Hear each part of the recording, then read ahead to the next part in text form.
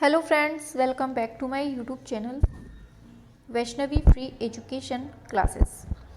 Friends, जैसा कि मैंने आपको 2-3 दिन से बता रही हूँ कि मैं घटना चक्र स्टार्ट करने वाली हूँ और आप लोग आज देख भी रहे हैं कि आज मैंने घटना चक्र स्टार्ट कर दिया है आज से।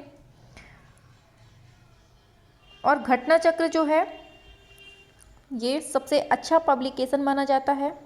इसके जितने भी क्वेश्चन होते हैं बिल्कुल एकदम करेक्ट होते हैं, कहीं कोई कमी नहीं होती है और सारे के सारे इम्पॉर्टेंट होते हैं। इसमें वही कंटेंट होता है जो सीधे एग्ज़ाम में छपता है। ठीक है, समझ रहे हैं बात को। इसलिए मैंने सोचा है कि ये पब्लिकेशन आप तक शेयर किया जाए। ठीक है, और जिस काफ़ी सारे बच्चों के पास ये बुक होनी भी चाहिए क्योंकि ये अच्छा पब्लिकेशन है। ठीक है, काफ़ी लोगों ने पढ़ भी लिया होगा इस बुक को, तो बस तैयार रहें रिवीजन के लिए।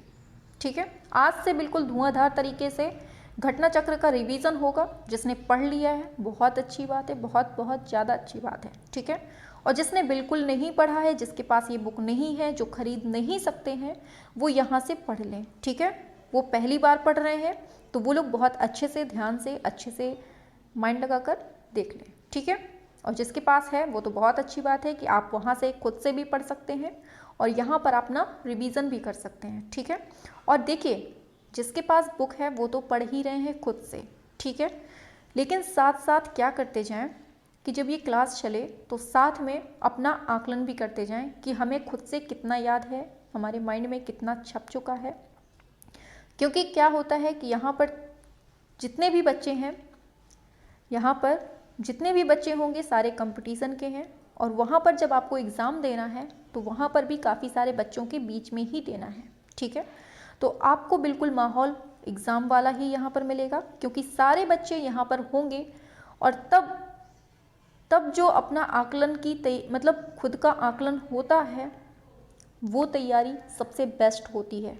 जो सबके बीच में बैठकर एग्ज़ाम दे वही तैयारी बेस्ट होती है और वो माहौल आपको यहाँ पर मिल रहा है क्योंकि हमारे यहाँ के जितने भी बच्चे हैं जो डेली उपस्थित होते हैं उनकी तैयारी एकदम तैयार हैं, बिल्कुल से बेस्ट हैं, एक तरह से बिल्कुल से प्रिपेयर हो चुके हैं एग्ज़ाम देने के लिए। बस एग्ज़ाम डेट की इंतज़ार हो रहा है।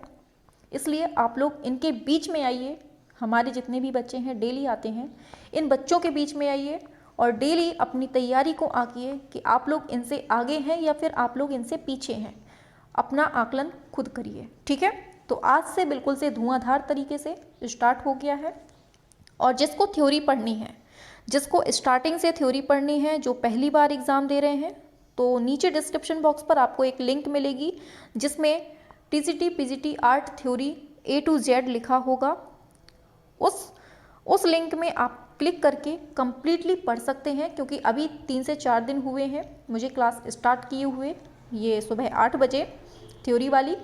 तो आप लोग बिल्कुल बेझिझक आराम से नीचे से जाकर डिस्क्रिप्शन बॉक्स पर पढ़ सकते हैं। ठीक है, कम्प्लीटली बिल्कुल फ्री में है, कोई चार्ज नहीं लग रहा है, फ्री में पढ़ाया जा रहा है सब कुछ। ठीक है, और आज हमारा टीजीटी आर्ट के लिए, टीजीटी पीजीटी एलटी ग्रेड मतलब जहाँ पर आर्ट पूछी जाती है उसके लिए आज से हम बिल्कुल से धुआंधार सेशन स्टार्ट कर रहे हैं घटना चक्र का, जो कि सबसे विश्वसनीय होगा और इसी से आपको अपनी तैयारी को परखना है। ठीक है, हाँ सभी लोग, सभी बच्चे आ रहे हैं, जुड़ते जा रहे हैं, शाबाश, वेरी गुड। हाँ, गुड इवनिंग, जय श्री कृष्ण, राधे राधे। चलिए सभी लोग जुड़ रहे हैं, शाबाश।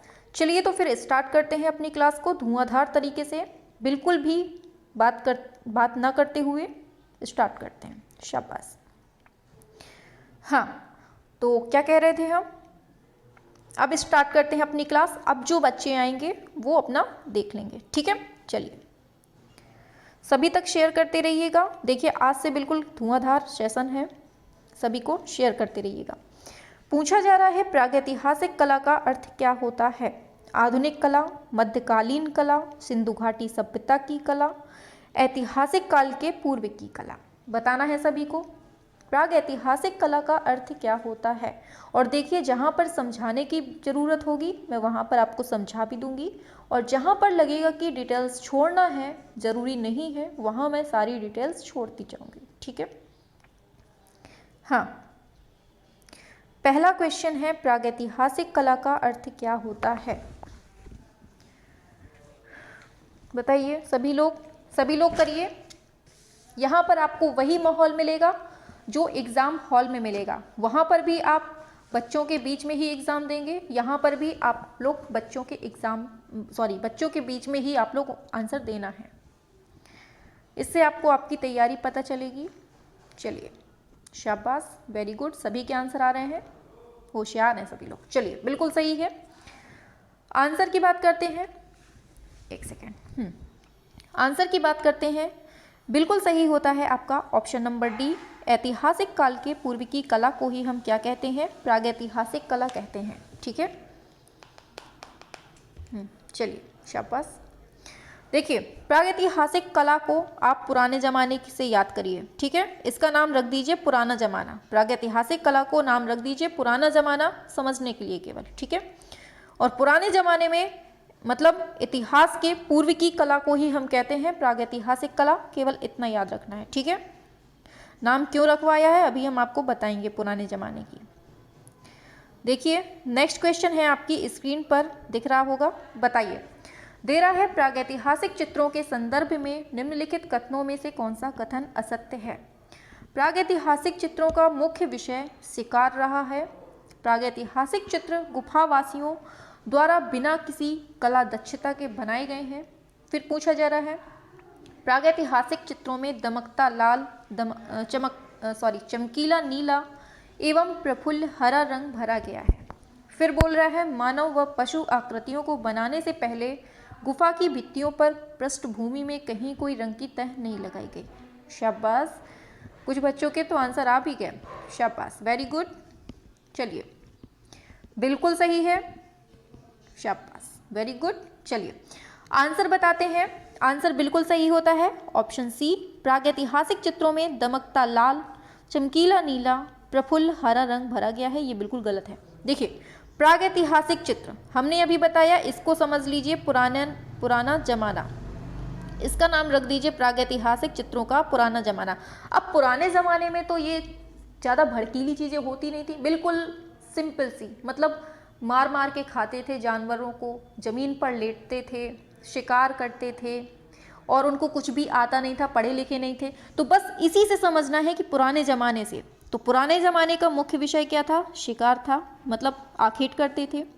प्रागैतिहासिक चित्र गुफावासियों द्वारा किसी कला दक्षता में, ऐसा तो था नहीं कि भाई ट्यूशन लगा हो, घर में जाकर टीचर पढ़ाने जाता हो तो उसको कला आने लगे, कुछ भी नहीं था पहले के ज़माने में। तो बस यही हो गया, ये बिल्कुल सही बात लिखी है। लेकिन चलिए इसको बताते हैं बाद में, पहले चौथा भी देख लीजिए। मानव व पशु आकृतियों को बनाने से पहले गुफा की भित्तियों पर पृष्ठभूमि में कहीं कोई रंग की तह नहीं लगाई है। बिल्कुल सही बात है कि पहले कोई रंग तो होते नहीं थे, वही गेरू होता था, कोयला होता था, इसी से चित्र बनते थे, तो कोई भी रंग का यूज़ नहीं होता था। बिल्कुल सही है। अब ऑप्शन सी क्या दे रहा है? ये भड़कीला दे रहा है नए ज़माने का। दमकता लाल, ऐसा तो कुछ नहीं था। चमकीला नीला, ऐसा भी नहीं था। प्रफुल्ल हरा रंग, ऐसा भी नहीं था। तो ऑप्शन सी सही होता है। ये सब नए ज़माने का काम है, ठीक है, और ये हम पढ़ रहे हैं पुराना ज़माना। आगे बढ़ते हैं, नया ज़माना भी आएगा धीरे धीरे। चलिए, क्वेश्चन को समझना हम बता रहे हैं कि कैसे समझा जाएगा, ठीक है।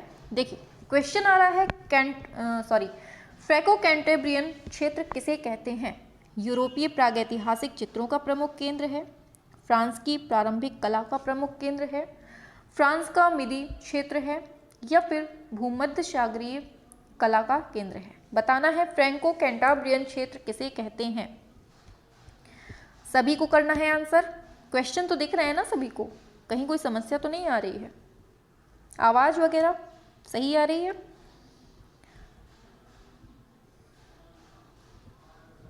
आवाज़ कम आ रही है? आ रही है, चलिए ठीक। हाँ, तो आ रही है आवाज़, चलिए शाबाश।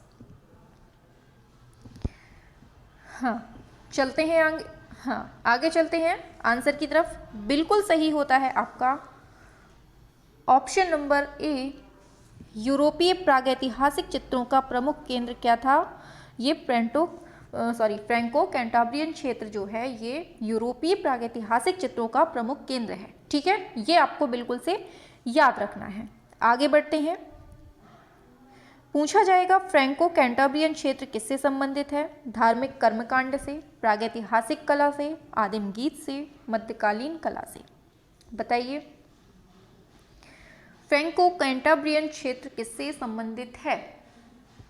सभी को करना है। चलिए, वेरी गुड। चलिए आंसर पे बढ़ते हैं। बिल्कुल करेक्ट होता है आपका ऑप्शन बी, प्रागैतिहासिक कला से। किससे? प्रागैतिहासिक कला से, फ्रैंको कैंटाब्रियन क्षेत्र। ठीक है, इसके पहले मैं थोड़ा सा ये बता दूं, ये बताना भूल गई हूं मैं। देखिए फ्रैंको कैंटाब्रियन क्षेत्र जो है इसके अंतर्गत उत्तरी स्पेन और दक्षिण पश्चिमी फ्रांस आता है। ठीक है, इसको याद रखना है। क्या क्या? उत्तरी स्पेन और दूसरा है दक्षिणी पश्चिमी फ्रांस। ठीक है, समस्त कला जो है वो 3 क्षेत्रों से संबंधित होती है। पहली है दक्षिण पश्चिमी फ्रांस का डोर्डोन और उसका निकटवर्ती क्षेत्र, पहला हो गया। दूसरा है दक्षिणी फ्रांस का पेरिनियन क्षेत्र, ये याद रखना है। तीसरा आ जाता है उत्तरी स्पेन का कैंटाब्रियन क्षेत्र। ये 3 पॉइंट है, आपको अच्छे से याद करना है, इनसे तीनों से क्वेश्चन बनते हैं। ठीक है, आगे बढ़ते हैं। फिर पूछा जाएगा आपसे भारत में प्रागैतिहासिक चित्र कहाँ प्राप्त हुए हैं? मुजफ्फरपुर, बिंदकी, खुर्जापुर, सरगुजा। बताइए भारत में प्रागैतिहासिक चित्र कहाँ प्राप्त हुए हैं? क्या करेंगे इसका आंसर आप लोग? सभी को करना है।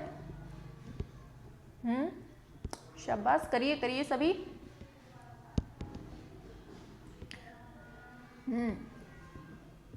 करिए सभी, शाबाश, सही है। चलिए बिल्कुल ऑप्शन डी, सरगुजा। चलते हैं आगे। प्रागैतिहासिक चित्रों की धरातल क्या है? कपड़ा, शिला, कागज, कैनवास। आ गया पुराना जमाना। और पुराने जमाने में लोग क्या करते थे बताना है। जो आदिवासी टाइप के लोग थे पुराने जमाने के, क्या करते थे? सभी को पता होना चाहिए। उनके पास कुछ था तो नहीं, बिल्कुल भी नहीं था। कपड़ा भी नहीं था, कागज भी नहीं था, कैनवास ये तो होना ही नहीं था बिल्कुल।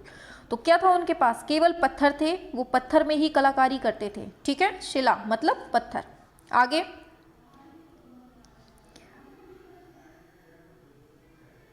बताइए लकड़ी के पटों पर, वृक्ष की छालों पर, ताल पत्रों पर, चट्टानों पर। बताइए प्रागैतिहासिक भारतीय चित्रकला किस सतह पर बनाई गई? सतह फिर से पूछी जा रही है। अभी जस्ट पढ़ा है ऊपर, कहाँ पर? चट्टानों पर। ठीक है, चट्टानों पर। आगे चलते हैं। प्रागैतिहासिक चित्र क्या है? ग्रंथ चित्र है, गुहा चित्र है, कागज पर बने चित्र हैं, वस्त्र पर बने चित्र। बताइए पूछा जा रहा है प्रागैतिहासिक चित्र क्या हैं? शाबाश, वेरी गुड, बिल्कुल सही आता है आंसर।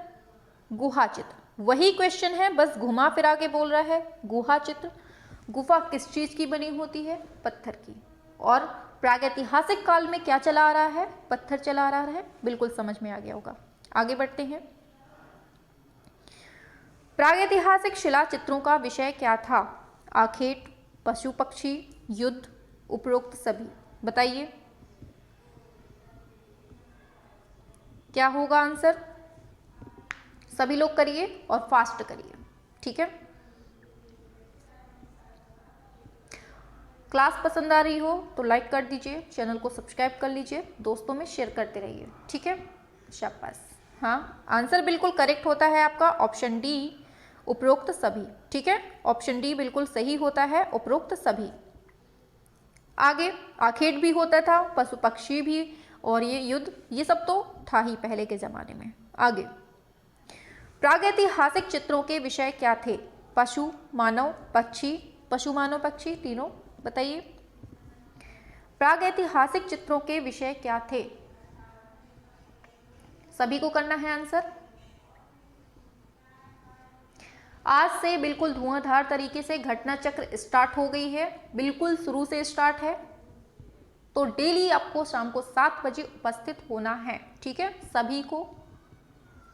हाँ, और जिसने अभी तक क्लास लाइक नहीं की फटाक से कर लीजिए। चलिए आंसर पे बढ़ते हैं। बिल्कुल सही आपने आंसर दिया है, ऑप्शन डी पशु मानव पक्षी। ठीक है, चलते हैं आगे। सभी लोग अपना अपना आकलन करते जाइए और लास्ट में आपको बताना है कि आपके कितने सही हुए कितने गलत हुए हैं। प्रागैतिहासिक काल के चित्रों में सबसे अधिक चित्र किस प्रकार के मिले हैं? पशुओं के चित्र हैं, आखेट के चित्र हैं, या फिर मनुष्यों के चित्र हैं, औजारों के चित्र हैं? बताइए, प्रागैतिहासिक काल है तो चित्र कैसे मिलेंगे? बताना है सभी को। क्या होगा करेक्ट आंसर? गलत नहीं होना है किसी का। हाँ, शाबाश, वेरी गुड। बस वही चीज है, बस घुमा कर पूछा जा रहा है। आंसर बिल्कुल सही होता है ऑप्शन बी, आखेट के चित्र। ठीक है, चलिए शाबाश, आगे बढ़ते हैं। प्रागैतिहासिक चित्र प्रधानतया किस विषय से संबंधित है? धर्म से, आखेट से, युद्ध से, प्रगति संबंधी है? क्वेश्चन वही है, बस बताइए। वेरी गुड, सभी को करना है और शेयर करते रहा करिए। ठीक है, ज़्यादा से ज़्यादा लोग होंगे तभी मज़ा आएगा। चलिए शाबाश, बिल्कुल सही है आंसर ऑप्शन बी, आखेट। क्या है राइट आंसर? ऑप्शन बी, आखेट। चलिए आगे। प्रागैतिहासिक चित्र सामान्यतः निर्मित किए गए हैं तेल पेस्टल से, जल रंग से, स्याही से, गेरू और चारकोल से। बताइए किससे बने हैं? प्रागैतिहासिक चित्र किससे बनाए गए हैं? उनके पास कलर तो थे नहीं, तो बनाएंगे किससे? गेरू से बना दिया, चारकोल से। ठीक है, इसी से बनाते थे। आगे नेक्स्ट दिया है कथन और कारण से। बताना है सभी को। सभी को दिख रहा है ना? क्वालिटी बढ़ा लीजिएगा। बताइए, मध्य प्रदेश में प्रागैतिहासिक चित्रों की अधिकतर संख्या प्राप्त होती है, ये कथन है, और कारण दे रहा है प्रागैतिहासिक काल में व्यक्ति इस क्षेत्र में रहना अधिक पसंद करते थे। बताइए, दोनों सही है? का खा मतलब खा जो है वो का सही स्पष्टीकरण है। दूसरा दे रहा है दोनों सही है, लेकिन जो खा है वो का स्पष्टीकरण नहीं दे रहा है। दोनों सही है, पहला सही है, दूसरा असत्य है, पहला असत्य है, दूसरा। बताइए क्या है? चारों ऑप्शन आपके सामने है। अच्छा, आ गए आंसर, शाबाश। चलिए चलो आंसर पे पढ़ते हैं। बिल्कुल सही है। आंसर की बात करते हैं, ऑप्शन सी बिल्कुल सही है। अरे, ऑप्शन सी सही होता है। जो ये दिया है कथन, ये बिल्कुल करेक्ट है, लेकिन ये चीज़ गलत है कि उन्हें वहाँ पर रहना पसंद था, ऐसा कोई बात नहीं है। मध्य प्रदेश में प्रागैतिहासिक चित्रों की अधिकतर संख्या प्राप्त होती है। ठीक है, चलते हैं आगे, यही सही है। आगे बढ़ते हैं तो नेक्स्ट क्वेश्चन आपकी स्क्रीन पर आता है। बताना है सभी को, यूरोपीय प्रागैतिहासिक चित्रों के प्रमुख केंद्र कहाँ पर स्थित हैं?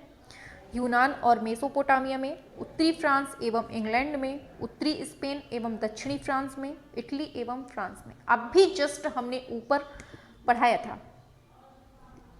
बताइए क्या होता है? आवाज आ रही है ना सभी को? कहीं कोई प्रॉब्लम तो नहीं हो रही है? शाबाश।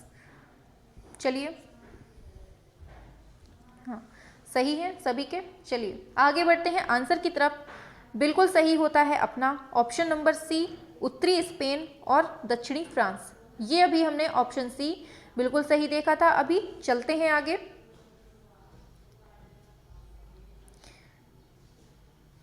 आगे बढ़ते हैं। दजला फरात नदियों के दोआब में पनपी सभ्यता का नाम क्या है? मिस्र की सभ्यता, यूनान की सभ्यता, मेसोपोटामिया की, या फिर पाकिस्तान की? दजला फरात नदियों के दोआब में पनपी सभ्यता का नाम क्या है? चलिए आंसर की तरफ बढ़ते हैं। बिल्कुल सही होता है अपना ऑप्शन सी, मेसोपोटामिया की सभ्यता। तो दजला फरात नदियों के दोआब में जो पनपी सभ्यता है वो है मेसोपोटामिया की सभ्यता। ठीक है, ऑप्शन सी सही होता है। आगे बढ़ते हैं। दजला और फरात नदियों के दोआब में पनपी सभ्यता कौन सी है? मिस्र की, ग्रीक, भारत की, मेसोपोटामिया की। कौन सी सभ्यता है जो दजला और फरात नदियों के बीच में स्थित है? सभी लोग करना है। क्वेश्चन एकदम छपने वाले हैं, सारे के सारे इंपॉर्टेंट हैं, ठीक है। जिसकी अभी तक बिल्कुल भी तैयारी नहीं है उसके लिए बिल्कुल गोल्डन चांस है, बिल्कुल मत छोड़ना, शुरू से बस जुड़ जाइए। आज ही से स्टार्ट हुआ है ये प्रैक्टिस सेट। हाँ, और थ्योरी वाली क्लास है जो सुबह 8 बजे होती है, बिल्कुल फ्री में, एकदम फ्री है। शुरू से स्टार्ट किया है हमने पढ़ाना। जिसकी तैयारी अभी ज़्यादा अच्छी नहीं है वो शुरू से देख सकता है, ठीक है। चलिए, बिल्कुल सही है ऑप्शन डी, मेसोपोटामिया की। चलिए बढ़ते हैं। मेसोपोटामिया की सभ्यता किस देश की है? Pakistan, Iran, Afghanistan, Iraq. बताइए। जो हमारे डेली बच्चे आते हैं आप उनसे पूछ सकते हैं। सारी क्लासें एकदम धुआंधार तरीके से होती हैं, कोई टाइम पास नहीं, केवल पढ़ाई की बातें होती हैं। सभी लोग कर दीजिए ना कमेंट, बता दीजिए आप लोग। जो नए बच्चे हैं डेली आया करें, ठीक है। पुराने बच्चे तो अपने हैं ही, फिर उन्हें तो पता है। चलिए, बिल्कुल सही है आंसर डी, इराक। चलते हैं आगे। सिलेंडर सील का संबंध निम्न में से किस कला से है? मिस्र की कला, मेसोपोटामिया की, भारतीय कला, ईरान की। सिलेंडर सील का संबंध पूछ रहा है। चलिए,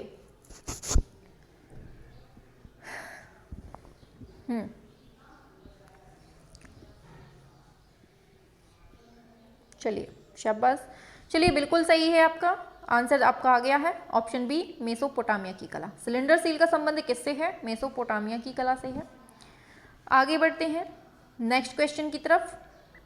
नील नदी की घाटी में पनपी सभ्यता कौन सी है? सिंधु सभ्यता, चीनी सभ्यता, मिस्र की सभ्यता, मेसोपोटामिया की सभ्यता। बताना है सभी को। कौन सी सभ्यता है जो नील नदी की घाटी में पनपी थी? सभी को करना है। चलिए, वेरी गुड, शाबाश। चलिए,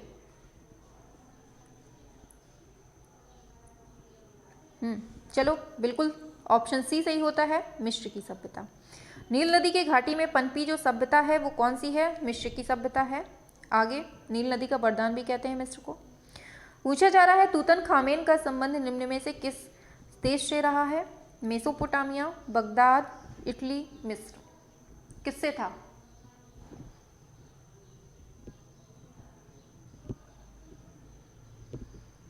तूतनखामेन का संबंध पूछा जा रहा है। बिल्कुल, क्या सही होता है?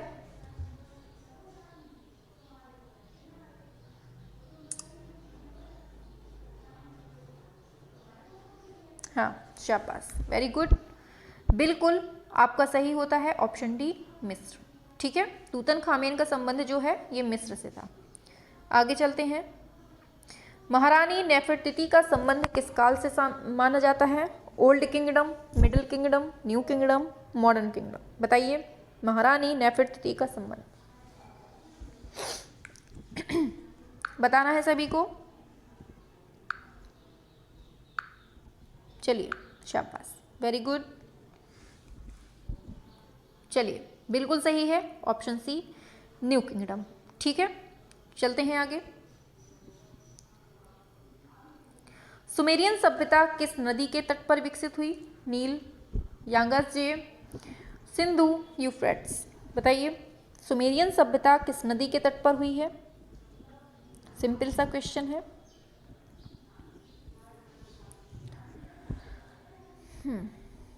गुड, चलो, बिल्कुल सही है ऑप्शन डी, यूफ्रेट्स नदी पर।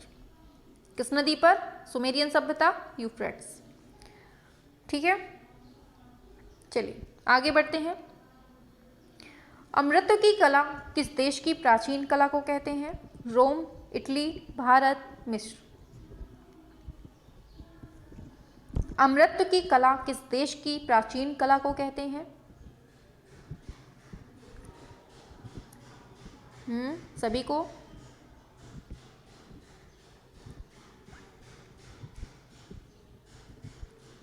चलिए, बिल्कुल ऑप्शन कौन सा सही होता है? ऑप्शन डी, मिस्र की कला को। ठीक है, अमृत की कला किसको कहेंगे? मिस्र की कला को। चलिए आगे, स्टोनहेंज कहाँ पर है? ब्रिटेन में, सैलिसबरी के मैदान में, एडम्स काउंटी में, पूर्वी द्वीप समूह में। स्टोनहेंज कहाँ पर है? 25 सभी को करना है, स्लो नहीं पढ़ना है, फास्ट चलना है और ज़्यादा से ज़्यादा लोगों को जोड़ना है। ठीक है, चलिए, वेरी गुड, शाबाश। बिल्कुल ऑप्शन ए सही होगा, ब्रिटेन में। ऑप्शन ए, जिसने जिसने ए दिया है उसका सही है। ठीक है, बाकी लोग समझ लीजिए। आगे, दुशाला ओढ़े योगी की मूर्ति किस खुदाई से प्राप्त हुई है? रामगढ़, हड़प्पा, मोहनजोदड़ो, लोथल। बताइए, दुशाला ओढ़े योगी की मूर्ति किस खुदाई से प्राप्त हुई है?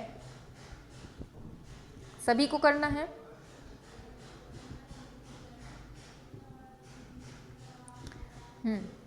शाबाश, चलिए, वेरी गुड। हाँ, चलते हैं। बिल्कुल बिल्कुल बिल्कुल बिल्कुल सही है, ऑप्शन सी, मोहनजोदड़ो से। दुशाला ओढ़े योगी कहाँ से मिले हैं? मोहनजोदड़ो। आगे, पशु आकृति युक्त मोहरें कहाँ से मिली हैं? राजघाट, सारनाथ, नालंदा, मोहनजोदड़ो। बताइए, पशु आकृति युक्त मोहरें कहाँ से प्राप्त हुई हैं? आवाज़ तो आ रही है, कहीं कोई कंफ्यूजन तो नहीं हो रही है?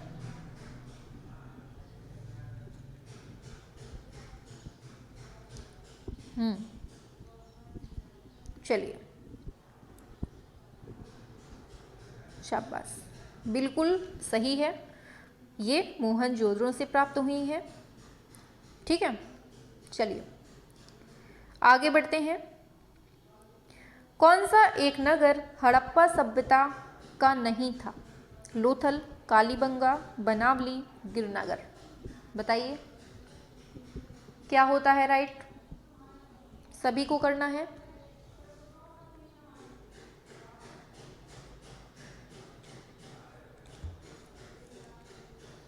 सभी को बताना है। शाबाश, आप लोग ना बिल्कुल हीरे की तरह चमक चुके हैं, बिल्कुल से हीरे की तरह, बस पेपर की देर है। ऑप्शन डी, गिरिनगर, ये कर्नाटक में पड़ता है, ये इससे संबंधित नहीं है। कालीबंगा कहाँ है? कालीबंगा कहाँ है? राजस्थान में। लोथल कहाँ है? गुजरात में। बनावली हरियाणा में। आगे, हड़प्पा का संबंध इंडस वैली से, मिस्र से, ईरान से, ग्रीक से। बताइए, हड़प्पा का संबंध कहाँ से है? देखकर कोई नहीं बताएगा, किसी के पास अगर बुक है तो कोई भी बुक खोल कर नहीं बैठेगा, बंद करके, बस आपको खुद से बताना है, खुद का आकलन करना है, क्योंकि वहाँ पर आपको बुक नहीं मिलेगी। ठीक है, आपको आपका दिमाग ही मिलेगा, बस दिमाग जितना चला सके, जितना खर्च कर सके अपने दिमाग को, करिए दम से, इसमें कोई कंजूसी नहीं करनी है। हाँ, बिल्कुल सही है, ऑप्शन ए, इंडस वैली से। ठीक है, ऑप्शन ए। चलिए, पुरातात्विक महत्व का स्थल लोथल कहाँ स्थित है? पंजाब, महाराष्ट्र, गुजरात, मध्य प्रदेश। बताना है सभी को।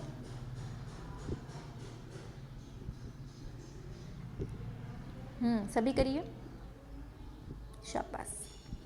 अभी पढ़ाया है ऊपर जस्ट, गुजरात में है। कहाँ पर है ये? गुजरात में। आगे देखिए, ये याद रखिएगा, लोथल को है ना, ये लघु हड़प्पा या फिर लघु मोहनजोदड़ो भी कहते हैं। ठीक है, यहाँ से 3 युग्मित समाधियों के उदाहरण भी मिलते हैं, जिससे यहाँ पर सती प्रथा का अनुमान लगाया गया है। ठीक है, और यहाँ से अग्निकुंड का एक अवशेष भी मिला है। कहाँ से? लोथल से। इतना समझिए। आगे, लोथल स्थित है अफगानिस्तान में, भारत में, चीन में, पाकिस्तान में। बताइए, कहाँ है? पाकिस्तान में है कि चीन में है लोथल? करिए, सभी लोग भारत लगा रहे हैं। भारत में है क्या, सच में?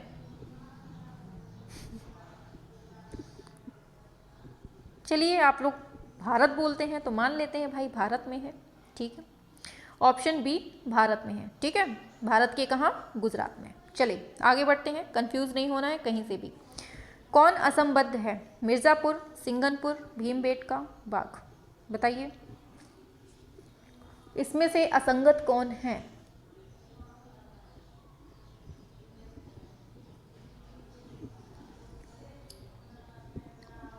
शाबाश, बिल्कुल सही है ऑप्शन डी बाघ में। जबकि मिर्ज़ापुर, सिंघनपुर, भीमबेटका ये सब किससे संबंधित है, प्रागैतिहासिक काल के हैं ये।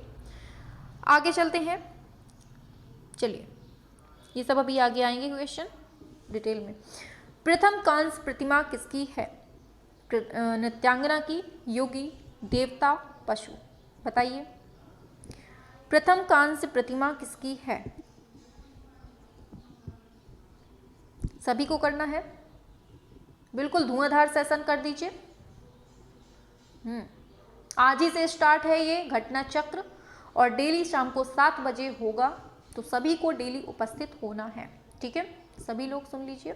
चलिए शाबाश, वेरी गुड, बिल्कुल सही है ऑप्शन ए, ये नृत्यांगना की प्रतिमा है, ठीक है। किसकी है, नृत्यांगना की प्रतिमा है। और किससे बनी है, कांस्य से बनी है। और मिली कहाँ से है, मोहनजोदड़ो से मिली है। और इसकी ऊंचाई कितनी है, 10.5 सेंटीमीटर है। ये सब बिल्कुल से आपको रटा होना चाहिए। सोते में भी अगर कोई आपसे पूछ दे तो बिल्कुल से मुंह से यही निकलना चाहिए, खटाखट खटाखट, ठीक है। चलिए आगे, मोहनजोदड़ो में प्राप्त नर्तकी प्रतिमा किस धातु की मिली है, बनी हुई है? तांबा, पीतल, कांसा, टिन? बताना है। वही क्वेश्चन है, देखिएगा कितने बार रिपीट होता है और कितने बार पूछा गया है, ठीक है। बिल्कुल शाबाश, वेरी गुड।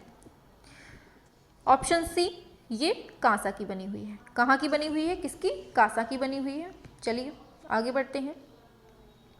मोहनजोदड़ो अवधि की नर्तकी की मूर्ति का माध्यम क्या है? देखिए क्वेश्चन वही है, आंसर वही है, लेकिन पूछने का तरीका चेंज कर रहे हैं। प्लास्टर ऑफ पेरिस, कांसा, पत्थर, लकड़ी? बिल्कुल सही होता है। आप लोग तो तुरंत ये उड़ा देंगे बिल्कुल से, ऑप्शन बी कांसा, ठीक है। फिर पूछ लेगा प्रथम धातु निर्मित नर्तकी की मूर्ति, बताइए हड़प्पा से, मोहनजोदड़ो, बिलारी, रायगढ़? बताइए क्या होता है, प्रथम धातु निर्मित नर्तकी। शाबाश, वेरी गुड, बिल्कुल सही है ऑप्शन बी मोहनजोदड़ो। फिर चाहे बिलारी आए, चाहे बंदर आए, चाहे घोड़ा आए, चाहे हाथी आए, कुछ नहीं, क्या चलेगा अपना, मोहनजोदड़ो। आगे चलते हैं। प्रारंभिक नृत्यांगना मूर्ति कहाँ से प्राप्त हुई है? हड़प्पा, मोहनजोदड़ो, चहुंद्रो, कालीबंगा? देख रहे हैं वही क्वेश्चन कितने बार रिपीट हो रहा है और कितने बार पूछा जा रहा है। बिल्कुल सही है ऑप्शन बी मोहनजोदड़ो से। बढ़ते हैं आगे। मोहनजोदड़ो से प्राप्त नर्तकी की मूर्ति किस माध्यम से बनी है? पत्थर, लकड़ी, धातु, टेराकोट? बताना है।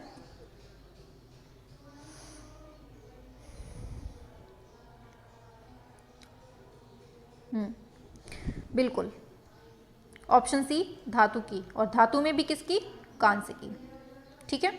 चलिए, मोहनजोदड़ो अवधि की प्रसिद्ध नृत्यकर्ती, फिर से वही माध्यम पूछा है, छाप दो जल्दी से। प्लास्टर ऑफ पेरिस, टेराकोटा, कांसा, पत्थर? देख रहे हैं वही क्वेश्चन कितने बार पूछ रहा है, हमेशा क्वेश्चन रिपीट होते हैं, ये बात आपको माइंड में सेट करनी है। ऑप्शन सी कांसा, इसलिए सारे क्वेश्चन को बराबर प्रायोरिटी देनी है, ठीक है। चलिए चलिए, पूछा जा रहा है प्रथम धातु मूर्ति किस सभ्यता से प्राप्त हुई? अब सभ्यता पूछ ली गई है, बताना है सभी को। वैदिक सभ्यता, सिंधु सभ्यता, मौर्य, गुप्त? आंसर की बात करें, प्रथम धातु मूर्ति किस सभ्यता से प्राप्त हुई है? बिल्कुल सही होता है, सही है, बिल्कुल सही है, सिंधु सभ्यता से। कहाँ से? सिंधु सभ्यता से। आगे, नटराज की मूर्ति की ऊंचाई क्या है? 2.6 या 2.6 या फिर 1 इंच, 26 सेंटीमीटर, 3.6 या फिर 8 इंच या फिर 8 इंच।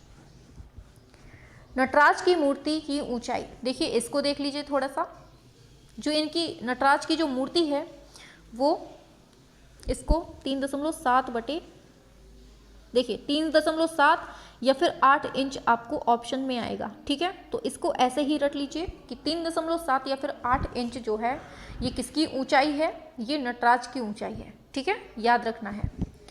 नटराज में कौन से भगवान की मूर्ति होती है, छाप दो जल्दी से।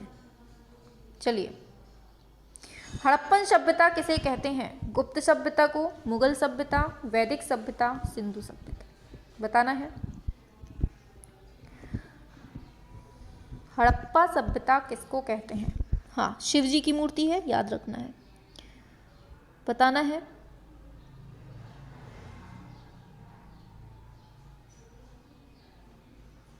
चलिए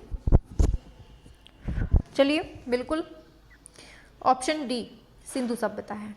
आगे बढ़ते हैं। नगरीय सभ्यता का प्रथम उदाहरण कहाँ से मिलता है, मोहनजोदड़ो, राजघाट, कौशाम्बी, तक्षशिला। नगरीय सभ्यता पूछी जा रही है।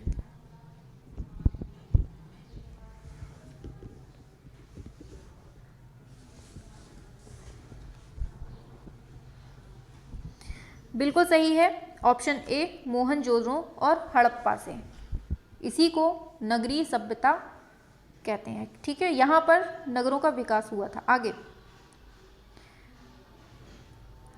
चलिए, सिंधु सभ्यता में प्राप्त पूर्ण परिपक्व प्रामाणिक कितने स्थलों को नगरों की संज्ञा दी जा सकती है, सिंधु सभ्यता में कितने स्थल ऐसे हैं जिनको नगरों की संज्ञा दी जा सकती है, 2, 4, 6, 8।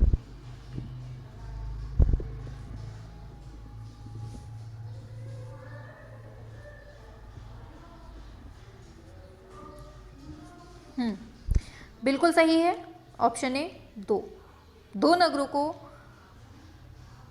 मतलब 2 स्थलों को नगरों की संज्ञा दी जा सकती है।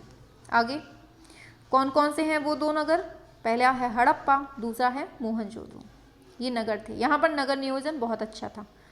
फिर पूछा जाएगा सिंधु घाटी की सभ्यता के उत्खनन से कौन सा पुरातात्विक संबंधित है, कुमारस्वामी, राखलदास बनर्जी, खंडालावाला, MS रंधावा। सिंधु घाटी की सभ्यता के उत्खनन से पूछा है,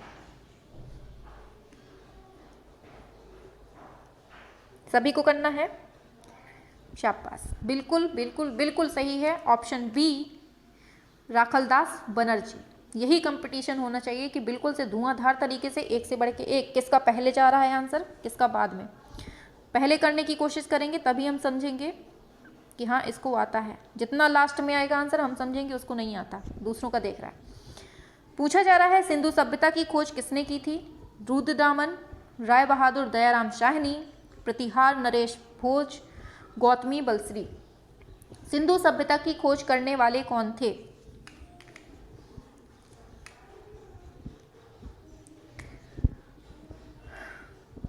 बताना है। सिंधु सभ्यता की खोज किसने की थी, बिल्कुल सही है, शाबाश, आंसर बिल्कुल सही होता है, ऑप्शन बी, ये है राय बहादुर दयाराम शाहनी, इन्होंने सिंधु सभ्यता की खोज की थी। चलते हैं, देखिए 1921 में किसने, दयाराम शाहनी ने सिंधु सभ्यता को खोजी थी, ठीक है, इसी को हड़प्पा सभ्यता बोलते हैं। और इसके निर्देशक, महानिदेशक बहुत पूछे जाते हैं, कौन है, सर जॉन मार्शल हैं, ठीक है, याद रखना है। और 1921 में इसकी हो रही है, ठीक है। 1922 में अपने जो मोहनजोदड़ो हैं इसकी होती है, और इसको करने वाले कौन हैं, इसको करने वाले हैं राखलदास बनर्जी, ठीक है, याद रखना है, राखलदास बनर्जी, इतना याद रखना है। 1921 में इसकी, और 1 साल बाद जस्ट इसकी होती है। आगे, सिंधुवासी किस वृक्ष की पूजा करते थे, पीपल, नीम, बरगद, शमी। सभी को करना है, जितने क्वेश्चन बनेंगे सारे के सारे यहीं मिलेंगे, यहीं से छपेंगे, क्योंकि कोई भी पॉइंट छोड़ा नहीं गया है, सारे पॉइंट कवर कर रहे हैं, कोई भी पॉइंट नहीं छूटने वाला। तैयारी अपनी इतनी बेस्ट हो जानी है। और जितना, देखिए कल प्रभात जी बोल रहे थे, बिल्कुल सही बोल रहे थे कि जितना एग्ज़ाम आगे बढ़ेगा उतनी ही अपनी तैयारी पुख्ता हो जाएगी, एकदम बिल्कुल सॉलिड तैयारी हो जाएगी और बिल्कुल से प्रिपेयर हो जाएंगे आप लोग, मुझे पूरा विश्वास है। क्योंकि आप लोगों की तैयारी पता है पहले से ही इतनी ज़्यादा मजबूत है कि बिल्कुल से होता नहीं है पहलवान टाइप का, आप लोग बिल्कुल से पहलवान हो गए हैं। हाँ, बस सामने अब चाहे जैसा क्वेश्चन आ जाए आप लोग बिल्कुल से तोड़ फोड़ के रख देंगे। चलिए, बिल्कुल सही है ऑप्शन ए, पीपल वृक्ष। ठीक है, किसकी पूजा करते थे? पीपल की। आगे बढ़ते हैं। भारतीय कला का सबसे प्राचीन केंद्र कौन सा है? अजंता, महाबलीपुरम, सिंधु घाटी की सभ्यता, खजुराहो। क्या होता है राइट आंसर? आंसर की बात करते हैं। भारतीय कला का सबसे प्राचीन केंद्र कौन सा है?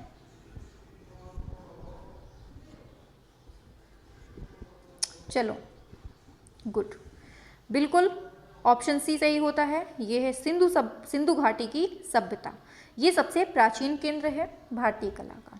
ठीक है, आगे।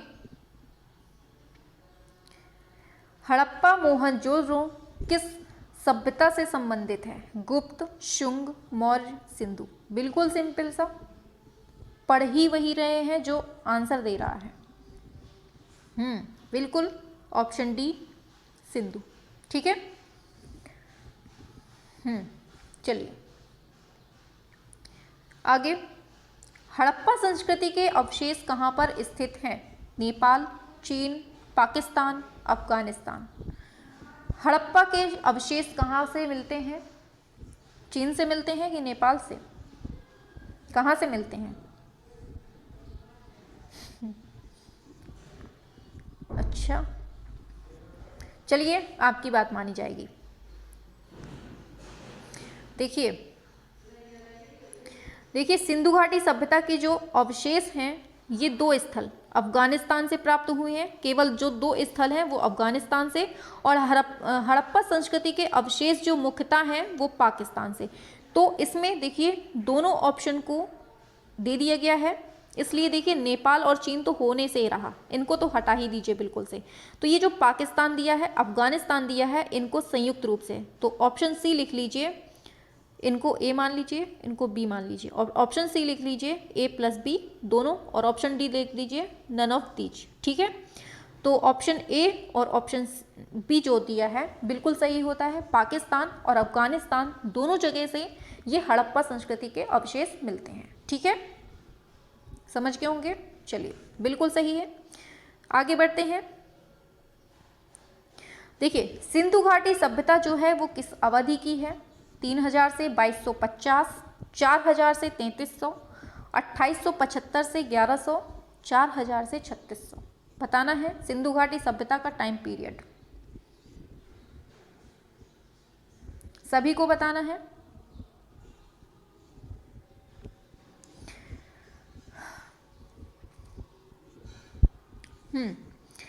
बढ़ते हैं आंसर की तरफ। तो देखिए अब बुक है, थोड़ा बहुत तो इधर उधर होता ही है। देखिए सिंधु घाटी सभ्यता जो है ये एक कांस्ययुगीन सभ्यता है।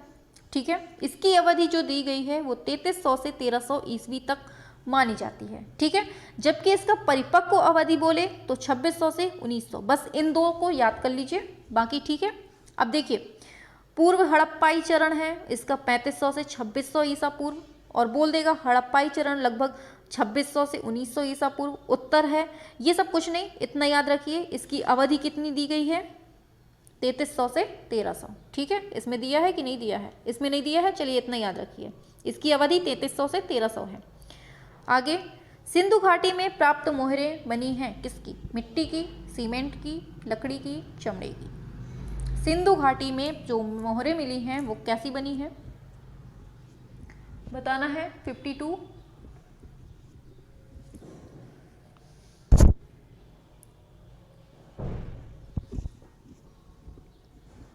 बिल्कुल सही है।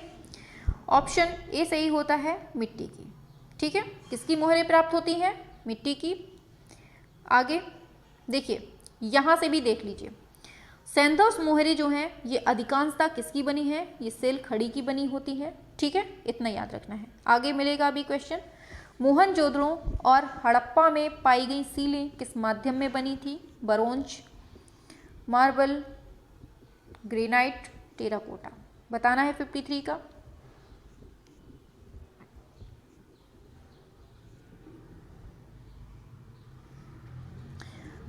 बताना है सीलें किस माध्यम में बनी थी।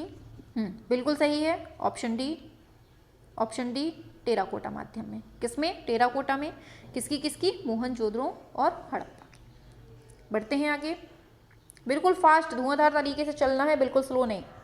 सैंधव सभ्यता का प्रसिद्ध स्नानागार कहाँ से मिलता है, चहुंदड़ो, तक्षशिला, हड़प्पा, मोहनजोदड़ो। बताना है।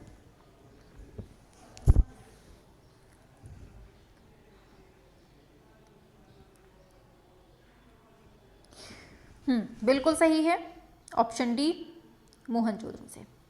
विशाल स्नानागार जो मिला है वो मोहनजोदड़ो से मिला है। और किस सभ्यता का है, सिंधु सभ्यता का।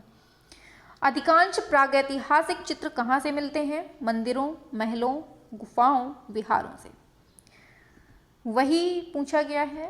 बताना है पुराना जमाना कहाँ पर हमें मिलता है सबसे ज्यादा।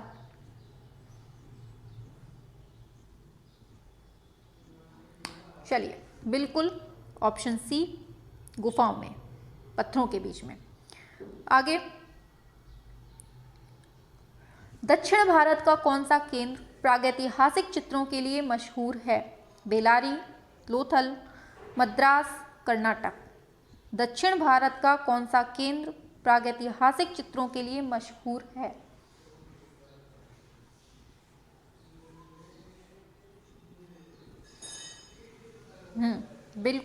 बिल्कुल सही है, ऑप्शन ए बेलारी। दक्षिण भारत का पूछा है, याद रखना है। आगे, बिल्लासरंगम गुफा किस राज्य में है, केरल, तमिलनाडु, गोवा, मध्य प्रदेश। बताना है, सभी को बताना है। बिल्लासरंगम गुफा किस राज्य में है, क्या होता है राइट आंसर।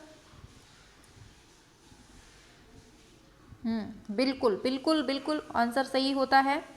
देखिए, ये यहाँ पर दिया नहीं गया है, इसको मध्य को काट के आंध्र कर लो। ठीक है, तो बिल्लासरंगम जो है ये आंध्र प्रदेश में दिया गया है, ऑप्शन डी। ठीक है, चलिए आगे, मोहनजोदड़ो स्नानागार के पूर्व दिशा में स्थित स्तूप का निर्माण किस काल में किया गया था, कुषाण काल, शुंग काल, मौर्य काल, सातवाहन काल। बताना है सभी को। ये सारे क्वेश्चन पूछे गए हैं। ठीक है, कहाँ से संबंधित है ये, करिए सभी। चलिए आंसर पे बढ़ते हैं। बिल्कुल सही है, ऑप्शन ए, ये है कुषाण काल से। ठीक है, कुषाण काल में। आगे पूछा जा रहा है, नवपाषाण काल युग में लोगों ने निम्नलिखित में से किसको अपनाकर मूलभूत प्रौद्योगिकी परिवर्तन किया था, आखेट, कृषि, व्यापार, मछली पालन। बताओ सभी, क्या होता है राइट आंसर।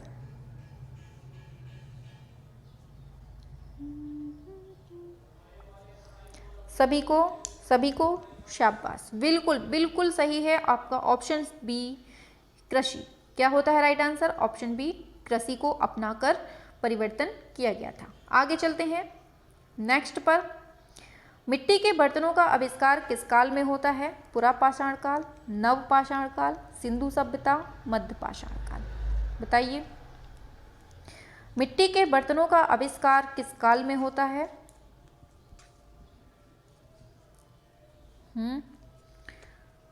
बिल्कुल सही होता है आपका आंसर, ऑप्शन सी, सिंधु सभ्यता में। मिट्टी के बर्तनों का आविष्कार कब होता है, सिंधु सभ्यता में होता है। आगे, नवपाषाण युग में मानव कहाँ रहता था, जंगल, बस्ती, शहर, पहाड़। अब नया जमाना आ गया है तो कहाँ रहेगा, बस्तियों में रहने लगा था। ठीक है, ऐसा तो है नहीं कि अब गुफाई में घुसा रहे, बस्तियों में आ गया था। चलिए आगे, कौन सा असंबद्ध है? पिरेनीज पर्वतमाला, फ्रैंको कैंटाब्रियन क्षेत्र, काटाल हुयुक, डार्डन उपत्यका। बताना है सभी को, इनमें से अलग कौन है?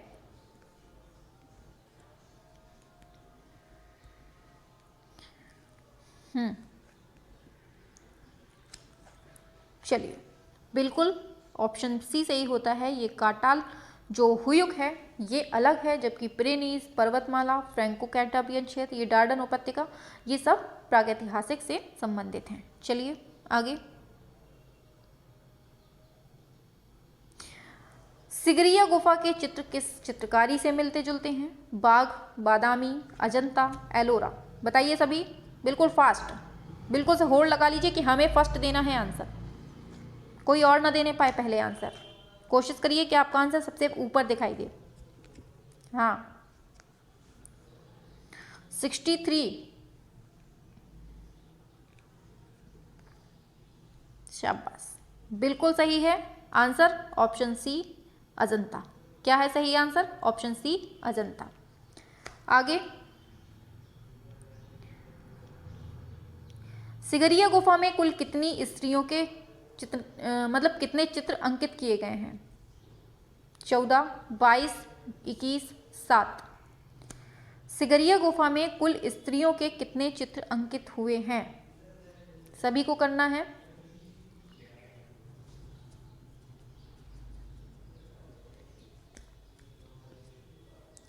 सिगरिया गुफा में कुल स्त्रियों के कितने चित्र अंकित हैं? वेरी गुड, शाबाश। कितने हैं? 21। कितने स्थित हैं, कितने चित्रित हैं? 21।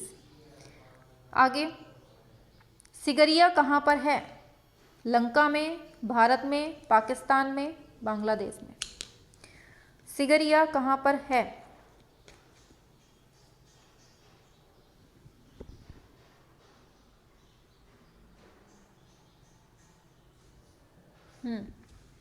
बिल्कुल करेक्ट है, श्रीलंका में, ऑप्शन ए।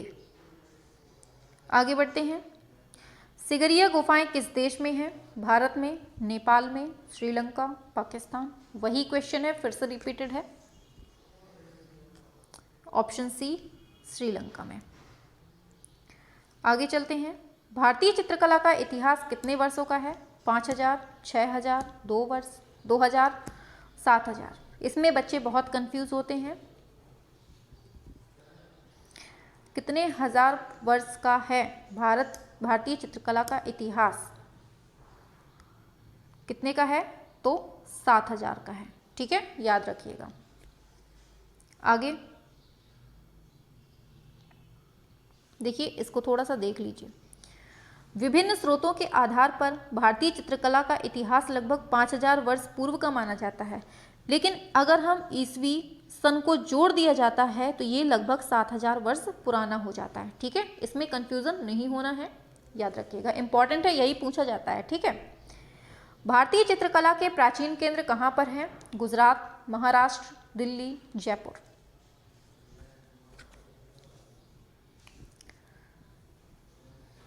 सभी से बनना चाहिए।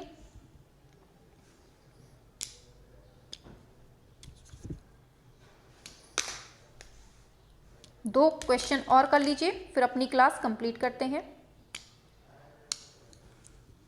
चलिए, बिल्कुल सही है, ऑप्शन बी महाराष्ट्र से। प्राचीन केंद्र कहाँ से? महाराष्ट्र से, ऑप्शन के अकॉर्डिंग है। चलिए आगे, पूछा जा रहा है मिलान करने के लिए, इनकी शादी करवानी है चारों की, जल्दी से करवाइए। दिख रहा है कि नहीं दिख रहा है? दिख रहा होगा, है ना? या फिर पोर्ट्रेट में लगा लीजिए, थोड़ा सा देख लीजिए अच्छे से। कोहबर, कावड़ा पहाड़, आदमगढ़, चक्रधरपुर, और इधर पे दिया है झारखंड, रायगढ़, मिर्ज़ापुर, होशंगाबाद। इनका मिलान करना है।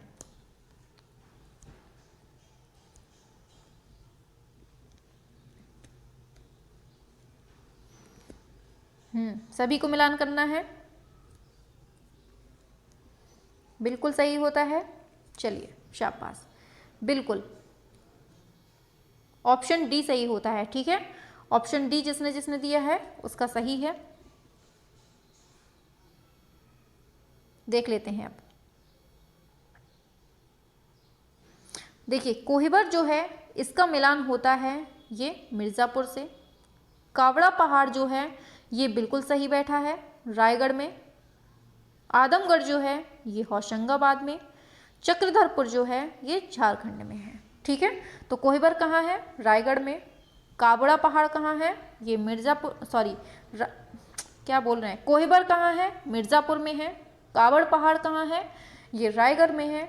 और आदमगढ़ कहाँ है? होशंगाबाद में। चक्रधरपुर कहाँ है? झारखंड में। तो इनका मिलान इस तरह से होता है। ठीक है, चलते हैं आगे नेक्स्ट क्वेश्चन की तरफ। मानव मुख के साथ, बताइए, मानव मुख के साथ पंख धारण किए सांड किस कला में पाया गया है? सीरिया, असीरिया, मिस्र, मेसोपोटामिया। आज का लास्ट क्वेश्चन है, इसका आंसर गलत नहीं होना चाहिए। बताइए, मानव मुख के साथ पंख धारण किए सांड किस कला में संबंधित है, पाया गया है?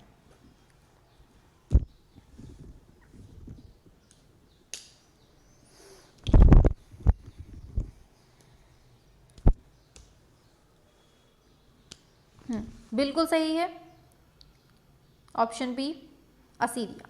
असीरिया में मानव मुख के साथ पंख धारण किए सांड दिखाया गया है। ठीक है, चलिए, तो आज हमारे यहाँ 70 क्वेश्चन कंप्लीट हो गए हैं। ठीक है, और क्लास बढ़िया एकदम बिंदास तरीके से रही है, आप लोगों के बढ़िया आंसर आए हैं। चलिए, आज का जो आपके लिए क्वेश्चन है, जो आपको कमेंट बॉक्स पर बताना है, जिसका आंसर वो है ये। इस क्वेश्चन का आंसर आपको नीचे कमेंट बॉक्स पर छाप के ही बताना है। क्या है? ऑरिग्नेशियन एंड मैग्डेलेनियन ये शब्दावली किस संदर्भ में प्रयुक्त होती है? बरोक कला में, पूर्व ऐतिहासिक कला में, पुनर्जागरण कला में, या फिर रोकोको कला में? ठीक है, तो ये आपको 71 का जो आंसर है ये आपको नीचे कमेंट बॉक्स पर बताना है, फिर हम इसका आंसर आपको कल बताएंगे। ठीक है, तो क्लास कैसी लगी सभी को? बिल्कुल देखिए, यहाँ पर केवल पढ़ाई की बात होती है, केवल पढ़ाई की। ये भी नहीं कि एक क्वेश्चन एक एक घंटे में कंप्लीट हो, ऐसा कुछ नहीं। एक घंटे में आपको हो सकता है 100 क्वेश्चन मिल जाए, कभी कभी हो सकता है 200 क्वेश्चन मिल जाए, अगर सिंपल सिंपल से रहे तो। ठीक है, हाँ बिल्कुल धुआंधार तरीके से होता है यहाँ पर। और डेली शाम को 7 बजे प्रैक्टिस सेट होता है, सुबह 8 बजे बिल्कुल फ्री में क्लास होती है, बिल्कुल फ्री में है। प्रैक्टिस सेट हो चाहे जो कुछ हो, सब कुछ फ्री में होता है। सुबह 8 बजे थ्योरी वाली क्लास जो है बिल्कुल फ्री में होती है, सभी के लिए इक्वली है वो। ठीक है, अभी 3 से 4 क्लासें हुई हैं, तो आप लोग ज्वाइन कर सकते हैं। ठीक है, हाँ अगर आपको पुरानी क्लासें पढ़नी है थ्योरी की, तो नीचे डिस्क्रिप्शन बॉक्स पर आपको थ्योरी की प्लेलिस्ट डली हुई है, वहाँ से आप पढ़ सकते हैं। ठीक है, पुराने प्रैक्टिस सेट करने हैं सॉल्व, तो वो भी डले हुए हैं, वो भी आप कर सकते हैं। बाकी अभी न्यू जो क्लास चल रही है थ्योरी वाली, वो भी देख सकते हैं सुबह 8 बजे। और जो ये जो अपना स्टार्ट ही हुआ है आज से। ठीक है, अच्छी लगी क्लास? चलिए थैंक यू। चलिए फिर मिलते हैं कल सुबह 8 बजे थ्योरी वाली क्लास में। आज हमने सुबह जो है रेखाएं पढ़ी थी और भी 1-2 टॉपिक पढ़े थे। ठीक है, हाँ चलिए,